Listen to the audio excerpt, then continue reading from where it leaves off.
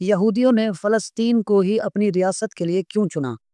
دنیا کے اتنے سارے ممالک اور خالی زمینوں میں سے یہودیوں نے صرف فلسطین کو ہی اپنی ریاست بنانے کے لیے کیوں منتخب کیا؟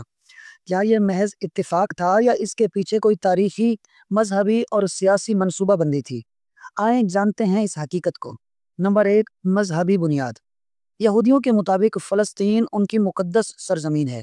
یہ عقیدہ ان کی مذہبی کتاب تورات اور بائبل کی پہلی 5 کتابوں اولڈ ٹیسٹامنٹ پر مبنی ہے۔ ان کا ماننا ہے کہ خدا نے یہ سرزمین حضرت ابراہیم علیہ السلام اور ان کی نسل یعنی بنی اسرائیل کو دی۔ یروشلم ان کے تاریخی معبد یعنی ٹیمپل کی جگہ ہے۔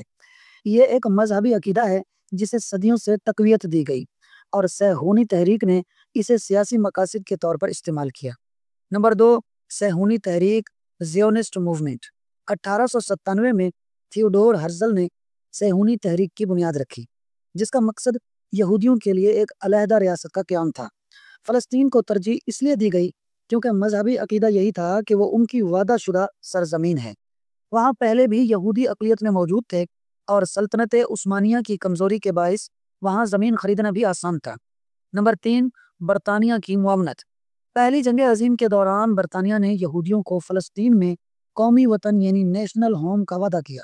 بالفور ڈکلیریشن یہ ایک سیاسی ہتھیار تھا تاکہ یہودیوں کی عالمی حمایت حاصل ہو اور مشرق وسطیٰ پر اثر و رسوخ قائم کیا جا سکے۔ نمبر 4، مغربی طاقتوں کا مفاد۔ برطانیہ اور بعد میں امریکہ نے اسرائیل کو ایک اسٹریٹجک اتحادی کے طور پر دیکھا۔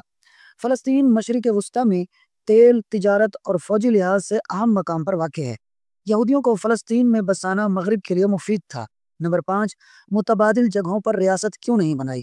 یوگنڈا، ارجنٹینا اور حتیٰ کہ امریکہ جیسے آپشنز زیر غور آئے، مگر مذہبی عقیدے اور سیاسی مقاصد نے صرف فلسطین کو ہی قابل قبول بنایا۔